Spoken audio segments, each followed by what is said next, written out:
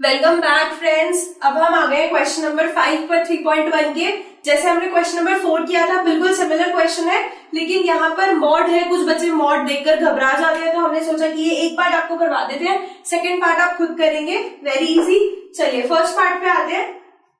जैसे पहले procedure follow किया था, सेम क्वेश्चन 4 जैसा। वो क्या कह रहे हैं कि एक मैट्रिक्स कंस्ट्रक्ट करनी है, मतलब बनानी है 3x4। ये देखो यहाँ पे बना के देख सकते हो साइड में 3x4, मतलब कि 3 रोज और 4 कॉलम। यहाँ पे आपने 3 रोज मेंशन कर दी और 4 हो गए कॉलम, तो टोटल कितने एलिमेंट्स आ रहे हैं? 12 एलिमेंट्स आ रहे हैं। अब यहाँ पे थोड़ा सा मेहनत का काम है, 12 एलिमेंट्स हमको बनाने हैं। तो चलिए शुरू करते हैं। फर्स्ट A11, पहला रो पहला कॉलम का एलिमेंट A11 कैसे निकालेंगे? आप क्या करेंगे, I की जगह पे 1 पुट करेंगे, J की जगह पे भी 1 पुट करेंगे और ये वैल्यू कैलकुलेट करेंगे। 3 टाइम्स I, और यहाँ पे 3 के बाहर माइनस है। क्वेश्चन ध्यान से उतारना है, ध्यान से पढ़ना है। I की जगह पे क्या रखा? 1। ब्रैकेट्स का ध्यान रखना है, कहाँ पे कब कौन सा ब्रैकेट आएगा। ब्रैकेट ये बंद किया, मॉड। अब क्या आ गया? -3 times 1, that is -3 plus 1। -3 plus 1 कितना होता है? -2 होता है। फिर पूरे के बाहर क्या लगा हुआ है? मॉड लगा हुआ है ना।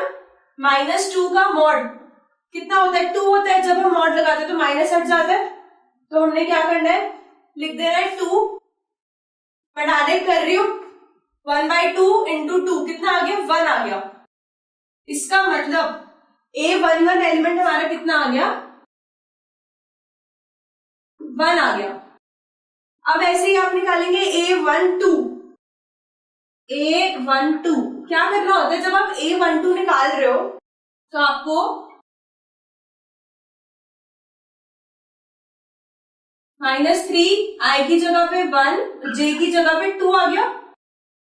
कितना आ गया देखो, -3 प्लस 2 कितना होता है? -1। -1 का मॉड होता है 1, 1/2 आ गया। डायरेक्ट लिख रहे हैं, छोटी सी कैलकुलेशन है, समझ में आ रहा होगा। अब आपने A12 निकाल लिया, इसी तरीके से आप A13, A14 कैसे निकालते जाएंगे?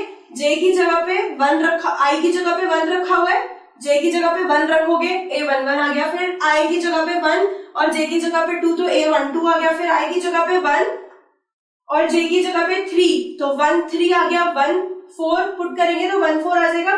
इसी तरीके से तो अब मैं 2 1 निकाल रही हूँ डायरेक्ट।